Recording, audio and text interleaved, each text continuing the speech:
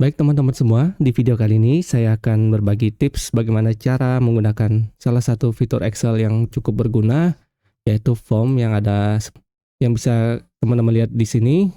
Ini adalah form yang dibuat tanpa menggunakan Visual Basic dan sangat mudah untuk menampilkannya. Misalnya contohnya seperti ini, kita masukkan entry baru, yaitu misalnya nama pegawainya. Kalau kita tekan enter, hasilnya dia akan membuat entry baru.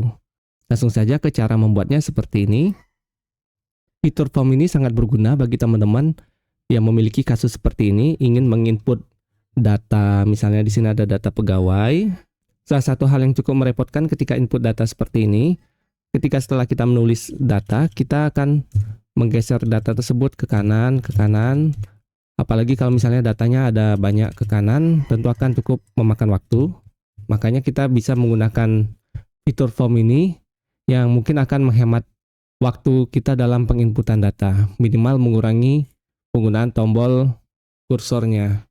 Cara menampilkan tombol formnya, teman-teman, kita aktifkan dulu tombol formnya di sini, di bagian sini, kita pilih More Comments, lalu di sini Popular Comments-nya, di bagian Quick Excel Toolbar-nya, pilih yang bagian Comments Not in the Ribbon. Tunggu sebentar, dia akan muncul komen baru, lalu kita pilih yang di bagian form, kita tambahkan di sini add. Kalau kita klik OK, akan muncul tampilan komen baru namanya form. Kalau kita klik, dia tidak akan bisa karena kita belum memilih, karena kita berada di luar kumpulan datanya. Jadi kita harus mengklik di salah satu bagian datanya, baru kita bisa klik form. Otomatis Excel akan membuatkan form seperti ini. Sudah ada data nomor, nama pegawai, tinggal kita misalnya mau input baru, kita klik new, misalnya 3. Untuk pindah ke data di bawahnya, kita bisa tekan tombol tab seperti ini, misalnya Dina, jenis kelamin wanita, bagian misalnya seperti ini. Kalau sudah, kita cukup tekan enter. Hasilnya, Excel akan memasukkan data tersebut ke dalam baris yang ada di bawahnya. Kemudian bikin record baru lagi, misalnya nomor 4 dan seterusnya. Tentu ini akan mempercepat pekerjaan teman-teman. Ini bisa kita close, dan kalau kita ingin kembali ke formnya, kita cukup klik saja formnya. Dia akan muncul kembali. Tinggal kita bikin new kalau kita ingin menambahkan entry baru. Atau kita bisa juga mencari data yang sudah kita rekam sebelumnya dengan mengklik kriteria ini. Misalnya kita ingin mencari atas nama Dina. Kemudian kita klik find atau find next, find previous atau find next. Karena tidak ada data nama bernama Dina lagi, makanya dia hanya akan menampilkan satu record saja. Kalau misalnya kita mencari dengan kriteria lain, kita klik lagi. Misalnya yang berjenis kelamin pria, kita find previous atau find next, hasilnya dia akan mencari data yang berjenis kelamin pria. Kalau kita next, karena sudah data terakhir, dia tidak bisa lagi. Kalau kita previous, nah ini dia data-data yang memiliki jenis kelamin pria seperti ini. Tinggal kita hapus lagi. Kalau untuk menghapus datanya, kita kembali ke kriteria, lalu kita clear. Ini form untuk kembali ke bagian formnya.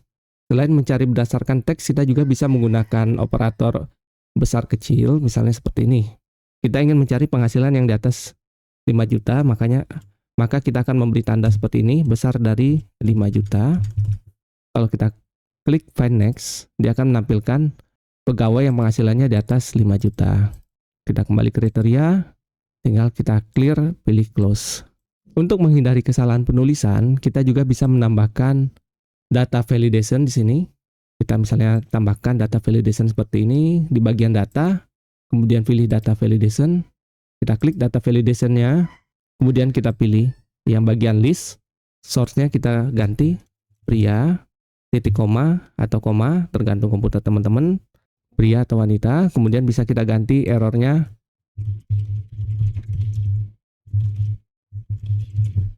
Nah, kalau kita lihat kan sini sudah ada list pilihan seperti ini. Misalnya kita ingin memasukkan data lagi, new.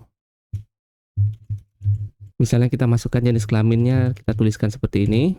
Kalau kita tekan enter, hasilnya akan error, lalu ada keterangannya, pilihannya pria atau wanita. Kita klik saja, retry. Kita pilih pria. Ini kalau kita tekan enter, nah hasilnya seperti ini. Jadi dengan menggabungkan data validation, kita juga bisa memastikan bahwa data yang kita input tidak terjadi kesalahan ketik. Baik teman-teman semua, cukup sekian tutorial kali ini. Semoga penjelasan dari saya mudah dipahami dan dapat bermanfaat untuk kita semua. Cukup sekian dari saya dan terima kasih telah menonton video ini.